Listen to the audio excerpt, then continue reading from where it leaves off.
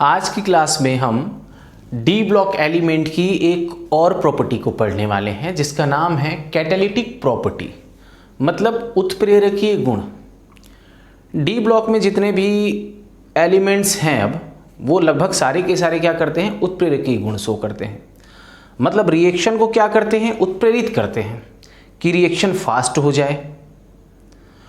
और ये D block elements के जो उत्प्रेरकीय गुण हैं ये क्यों होता है, क्योंकि उसमें वेरिएबल ऑक्सीडेशन स्टेट हमको मिलता है। हमने देखा हुआ है पहले कि डी ब्लॉक एलिमेंट्स जो होते हैं वो वेरिएबल ऑक्सीडेशन स्टेट शो करते हैं, मतलब एक से अधिक उनमें ऑक्सीडेशन स्टेट हमको मिलता है। अब जो ये उत्प्रेरक है डी ब्लॉक एलिमेंट, तो ये उत्प्रेरक का काम क्या है, उत्प्रेरक काम क्या करता है, तो उसको हम इस ग्राफ के थ्रू समझते हैं कि उत्प्रेरक काम क्या करता है।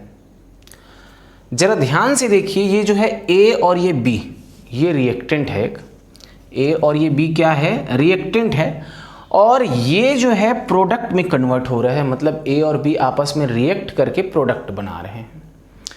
जब ये दोनों प्रोडक्ट मिलकर प्रोडक्ट बनाते हैं तब उनको एक मिनिमम अमाउंट ऑफ एनर्जी की आवश्यकता होती है। मिनिमम अमाउंट की एनर्जी चाहिए उनको रिएक्शन होने के लिए और प्रोडक्ट फॉर्मेशन करने के, प्रोडक्ट बनाने के लिए। और जो एनर्जी रिक्वायर्ड है उस एनर्जी का नाम है एक्टिवेशन एनर्जी। मतलब ए और ये बी जो है वो प्रोडक्ट बनाए, इसके लिए ए और बी को इस एनर्जी बैरियर को पार करना होगा तब वो प्रोडक्ट बनाएगा। मतलब हमको इतनी एनर्जी चाहिए ए और बी से प्रोडक्ट बनाने के लिए, और इसी का नाम क्या है, एक्टिवेशन एनर्जी। जब ये एनर्जी बैरियर पार हो जाएगा तो प्रोडक्ट बन जाएगा। मतलब हमने ए और बी बस को मिलाया है अभी। अब मैं क्या कर रहा हूं, इसी ए और बी के साथ मैं क्या मिला रहा हूं, कोई कैटालिस्ट मिला रहा हूं।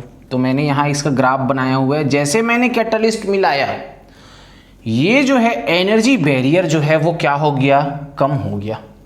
एनर्जी बैरियर क्या हो गया, कम हो गया। मतलब इसमें अब मेरे को एक्टिवेशन एनर्जी कम लग रही है। प्रोडक्ट बन जाए ए और बी में, जैसे ही मैंने कोई कैटालिस्ट मिलाया हुआ है ये जल्दी से प्रोडक्ट में कन्वर्ट हो रहा है। अब प्रोडक्ट में क्यों कन्वर्ट हो रहा है, क्योंकि जो एनर्जी बैरियर है ना, इतना गैप था वो धीरे से कम हो गया। कम क्यों हुआ, क्योंकि मैंने उस पर एक कैटालिस्ट मिला दिया। तो कैटालिस्ट का काम क्या है, एक्टिवेशन एनर्जी जो ये था उसको कम कर देना। अब मेरे को इसमें कम एक्टिवेशन एनर्जी लगेगा, या एनर्जी बैरियर को क्या कर देना, कम कर देना। ये किसका काम है, कैटालिस्ट का। और ऐसा कौन करते हैं, डी ब्लॉक के एलिमेंट। ये जो है एक्टिवेशन एनर्जी को कम करने का काम कौन करता है, डी ब्लॉक के एलिमेंट्स हैं वो करते हैं।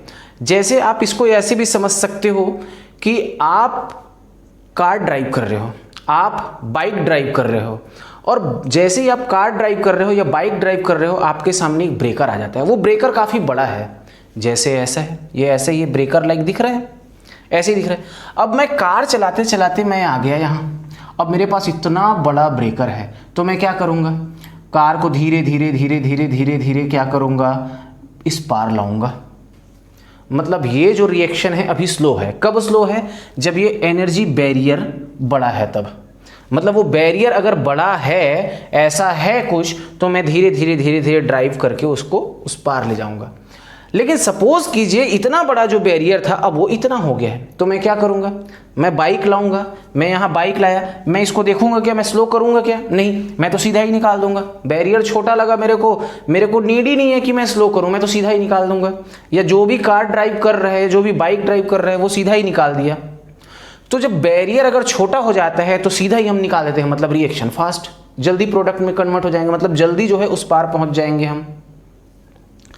तो अगर जो है कैटालिस्ट रहा तो वो एनर्जी बैरियर क्या हो जाता है, कम हो जाता है। तो कैटालिस्ट का काम क्या है, एक्टिवेशन एनर्जी को क्या करना, कम कर देना। और ऐसा कौन करते हैं, डी ब्लॉक के एलिमेंट्स करते हैं। तो आइए एक एग्जांपल के थ्रू समझते हैं कि डी ब्लॉक के एलिमेंट्स कहाँ यूज होते हैं कैटालिस्ट की तरह। तो एक प्रोसेस है, एग्जांपल फर्स्ट में हम देखते हैं, एक प्रोसेस है हैबर प्रोसेस, जिसमें हम क्या बनाते हैं, अमोनिया बनाते हैं। यहाँ जो है हम एक नाइट्रोजन मॉलिक्यूल और 3 हाइड्रोजन मॉलिक्यूल को आपस में रिएक्ट कराते हैं और क्या बनाते हैं हम, अमोनिया बनाते हैं, अमोनिया का फॉर्मेशन करते हैं। तो इस पे हमको एक कैटलिस्ट की आवश्यकता होती है जिससे ये जल्दी बन जाए, रिएक्शन फास्ट हो। और ये जल्दी बन जाएगा कब? जब ये कैटलिस्ट रहेगा तब, क्योंकि कैटलिस्ट का काम क्या है? काम क्या है? हाँ, एनर्जी बैरियर को कम कर देना, एक्टिवेशन एनर्जी कम कर देना एक्टिवेशन एनर्जी को। एक्टिवेशन एनर्जी जब कम हो गया तो प्रोडक्ट हमको जल्दी मिलेगा। और ये ना रहा तो बनेगा जरूर, लेकिन क्या बनेगा? स्लो बनेगा। और ये रहा तो फास्ट बनेगा। हमको तो फास्ट रिएक्शन चाहिए, तो हमको क्या मिलाना पड़ेगा? इसमें आयरन मिलाना पड़ेगा, एक कैटलिस्ट मिलाना पड़ेगा। और जैसे ही कैटलिस्ट मिला है, रिएक्शन फास्ट हुआ और ये जो है हमको प्रोडक्ट मिल गया। ठीक है, तो मैंने अभी कहा हुआ है कि जो डी ब्लॉक के एलिमेंट्स होते हैं वो कैटलिस्ट की तरह यूज होते हैं, कैटालिटिक प्रॉपर्टी होती है उनमें। तो क्या इस आयरन के जगह मैं कुछ दूसरा ले लूं, डी ब्लॉक का एलिमेंट? चयन कैसे करते हैं कि मेरे को आयरन ही चाहिए? मतलब ये जो कैटलिस्ट होते हैं वो स्पेसिफिक होते हैं, स्पेसिफिक टाइप के रिएक्शन के लिए स्पेसिफिक होते हैं। मतलब इस रिएक्शन में ये Fe ही आएगा, यहाँ मैं दूसरा यूज़ नहीं करूँगा। क्यों नहीं करूँगा? जरा देखिए इसका काम क्या है। ये जो कैटलिस्ट है वो क्या करता है? एक्टिवेशन एनर्जी को तो कम करता ही है, साथ ही ये जो है रिएक्शन होने के लिए सरफेस एरिया भी प्रोवाइड करता है। क्या करता है? ये सतह भी प्रोवाइड करता है, सरफेस एरिया भी प्रोवाइड करता है। जैसे मैं इसके जगह अगर निकिल लूँ, मैं इसके जगह निकिल लूँ, तो ये जो निकिल है इन दोनों रिएक्टेंट को सरफेस एरिया प्रोवाइड नहीं करेगा। ये जो आयरन है ये नाइट्रोजन को भी अपने में क्या कर लेगा? एड्सॉर्ब कर लेगा। हाइड्रोजन को भी अपने में एड्सॉर्ब कर लेगा, ये दोनों को एड्सॉर्ब कर रहे हैं। लेकिन अगर मैं निकिल ले लिया इसके जगह तो वो हाइड्रोजन बस को एड्सॉर्ब करेगा, इसको तो करेगा ही नहीं। जब ये सतह में, इस सतह में हाइड्रोजन और नाइट्रोजन दोनों एड्सॉर्ब होंगे तभी इनके बीच रिएक्शन होगा। और अगर हाइड्रोजन बस एड्सॉर्ब हो जाए, नाइट्रोजन होगा ही नहीं, तो रिएक्शन कहाँ होगा? तो ये क्या करता है? उसको सतह देता है, सरफेस एरिया देता है, ताकि ये दोनों क्या हो जाए? रिएक्ट करें आपस में। जैसे देखिए एक जो है मैकेनिज्म मैंने बनाया हुआ है कि कैसे होता है ये, कैसे जो है नाइट्रोजन जो है इस हाइड्रोजन से जुड़ता है और इस आयरन का क्या रोल है। तो आयरन जो है, ये जो मैंने पट्टी बनाया हुआ है ये आयरन है। और आयरन मैंने यहाँ लिया हुआ है, क्या लिया हुआ है? पाउडर फॉर्म में लिया हुआ है। ये जो आयरन है वो सपोज करिए ये पाउडर फॉर्म है और पाउडर का मैंने एक सरफेस लिया हुआ है। पाउडर फॉर्म में करने से क्या हुआ है, क्या फ़ायदा हुआ है हमको? कि पाउडर फॉर्म में लेने से उसकी सरफेस एरिया बढ़ गई, सतह जो है, जगह जो हमको ज़्यादा मिल गया। जैसे आप एक एग्जांपल के थ्रू समझ सकते हो, एक चौक है, मैंने बड़ा सा एक चौक ले लिया, तो चौक का एक सरफेस एरिया है और उसी चौक को मैं क्या कर लेता हूँ? पीस लेता हूँ, पाउडर बना लिया। तो पाउडर बना लिया तो छोटे छोटे पार्टिकल्स बन गए। तो प्रत्येक पार्टिकल का एक सरफेस एरिया, जो मेरे को पूरा एक चौक का मिल रहा था सरफेस एरिया, अब मेरे को छोटे छोटे पार्टिकल का भी मिल रहा है सरफेस एरिया। तो सरफेस एरिया बढ़ गई।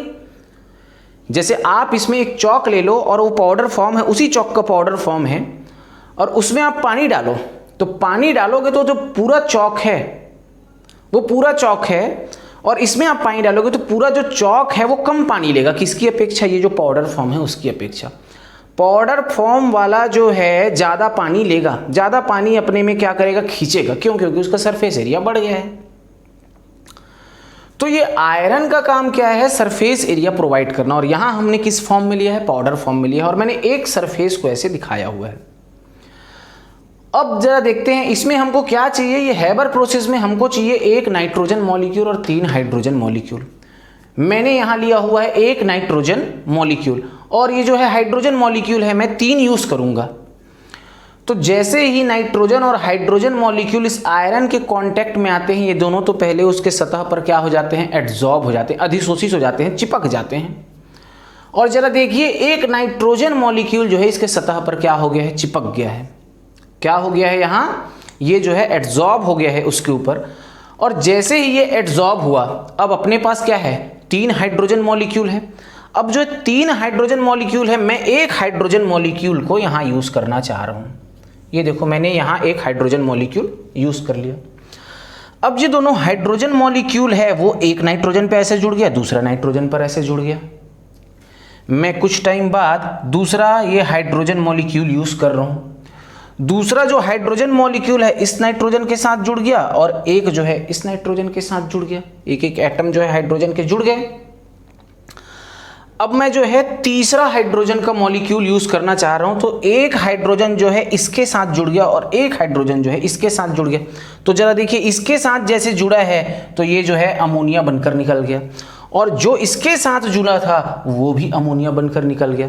मतलब है कि एक मैंने क्या लिया हुआ है नाइट्रोजन, और 3 हाइड्रोजन आपस में ये जो है आयरन के सरफेस में क्या हुए, चिपके और रिएक्शन करके 2 अमोनिया मॉलिक्यूल इन्होंने बना लिया। अब हमने लिया हुआ है यहां ये पाउडर फॉर्म, और ये कर रहा है इसको सरफेस एरिया प्रोवाइड। तो जो सरफेस एरिया प्रोवाइड कर रहा है ये पाउडर फॉर्म में है, तो कुछ टाइम बाद ये क्या होते हैं, क्रिस्टल बनना स्टार्ट हो जाते हैं।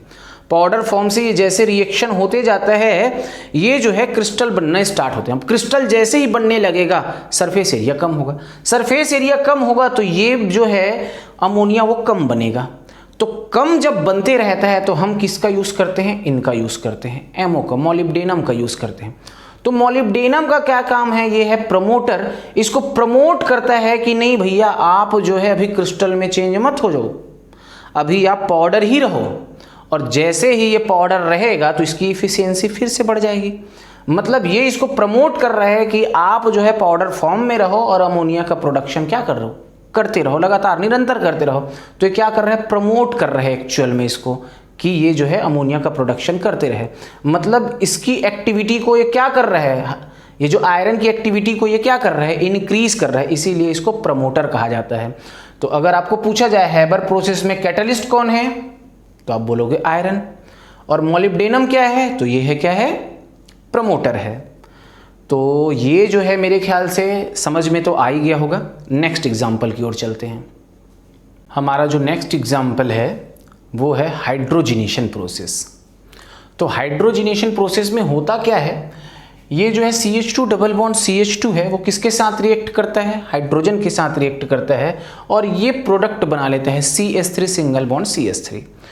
तो इस जो रिएक्शन में है कैटलिस्ट यूज होते हैं, ये है कैटलिस्ट, या तो निकिल हो सकता है, या तो प्लैटिनियम हो सकता है, या क्या हो सकता है, पैलेडियम हो सकता है। ये कैटलिस्ट की तरह यूज होते हैं, और इन कैटलिस्ट का काम क्या है, एक्टिवेशन एनर्जी को क्या कर देना, कम कर देना, रिएक्शन को क्या कर देना, फास्ट कर देना। साथ ही ये क्या करते हैं, सरफेस एरिया प्रोवाइड करते हैं, सरफेस प्रोवाइड करते हैं, ताकि ये जो है CH2 डबल बॉन्ड CH2 और हाइड्रोजन जो है इसके सरफेस पर क्या हो जाए, अटैच हो जाए, आकर क्या हो जाए, फिक्स हो जाए, चिपक जाए, और जैसे ही चिपकेंगे उनके बीच रिएक्शन होने लगेगा। इस रिएक्शन को मैंने नीचे बनाया हुआ है, आइए इसको समझते हैं। ये जो है हाइड्रोजन और ये CH2 डबल बॉन्ड CH2 दोनों क्या हुए, इस निकिल के सरफेस की ओर आते गए, और जैसे ही निकिल के सरफेस पर आए ये उस पर एड्जॉर्ब हो गए, चिपक गए, अधिशोषित हो गए, और जैसे ही ये इसके ऊपर चिपक गए हमको कुछ ऐसा दिखाई देने लगा। कुछ टाइम बाद क्या हुआ, ये जो हाइड्रोजन है वो इस कार्बन की ओर आने लगा, और कार्बन की ओर आकर ये क्या हो गया, जुड़ गया, और जैसे ही ये इससे जुड़ा हुआ है ये थोड़ा ऊपर की ओर उठ गया है, और ये इससे बंधा हुआ है तो ये नीचे फिक्स है। कुछ टाइम बाद फिर क्या हुआ, ये जो हाइड्रोजन है इस कार्बन की ओर माइग्रेट हुआ, और इस कार्बन की ओर माइग्रेट होकर ये जो है इस कार्बन से आकर जुड़ गया। अब जब इस कार्बन से आकर जुड़ गया तो दोनों अब क्या हो गए, खुल गए, दोनों रस्सी जो बंधा था वो खुल गया। अब ये CH3 सिंगल बॉन्ड CH3 में कन्वर्ट हो गया। तो इसमें हेल्प कौन किया है, ये किया है। क्या है ये, निकिल का सरफेस है जो उसको बाउंड होने में, जो उसको एड्जॉर्ब होने में हेल्प किया है। तो कैटलिस्ट का ये काम है। आइए नेक्स्ट एग्जांपल में चलते हैं।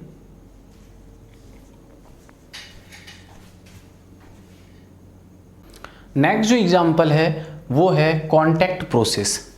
तो कांटेक्ट प्रोसेस में बनता क्या है, तो कांटेक्ट प्रोसेस में बनता है सल्फ्यूरिक एसिड, H2SO4 बनता है। अब जो H2SO4 बनता है यहाँ भी हमको क्या चाहिए, कैटलिस्ट चाहिए। कैटलिस्ट कौन सा कैटलिस्ट चाहिए, तो D ब्लॉक एलिमेंट चाहिए अपने को। तो ये जो है सल्फर डाइऑक्साइड जो है ये ऑक्सीजन से रिएक्ट करता है, तो ये क्या बना लेता है, सल्फर ट्राइऑक्साइड बना लेता है। यहाँ जो है दो कैटलिस्ट यूज़ हो सकते हैं, या तो प्लेटिनियम यूज़ हो सकता है या तो फिर वेनेडियम पेंटॉक्साइड यूज़ होता है।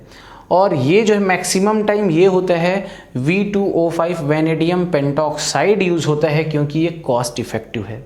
ये जो है सल्फर ट्राईऑक्साइड फिर से रिएक्ट करता है कंसनट्रेट H2SO4 से और ये बना लेता है ओलियम।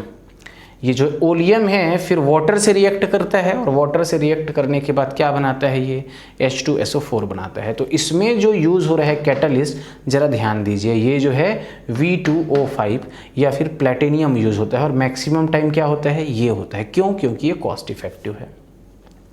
नेक्स्ट जो एग्जाम्पल है अपना वो है ओस्टवॉल्ड प्रोसेस। तो ओस्टवॉल्ड प्रोसेस में बनता क्या है, HNO3 बनता है, नाइट्रिक एसिड का फॉर्मेशन होता है। तो नाइट्रिक एसिड का फॉर्मेशन कैसे होता है, अमोनिया का रिएक्शन हम लोग किससे कराते हैं, ऑक्सीजन से कराते हैं। तो ये NO बन जाता है और वाटर रिलीज होता है, वाटर बनता है।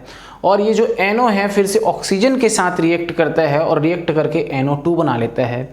और जो NO2 है फिर वाटर के साथ रिएक्ट कर क्या बना देता है, HNO3 बना देता है, नाइट्रिक एसिड का फॉर्मेशन हो जाता है। और उस पूरे प्रोसेस में जो यूज़ हुआ है वो क्या हुआ है, प्लेटिनियम यूज़ हुआ है। और प्लेटिनियम वहाँ क्या है, एक कैटलिस्ट की तरह यूज़ हुआ है।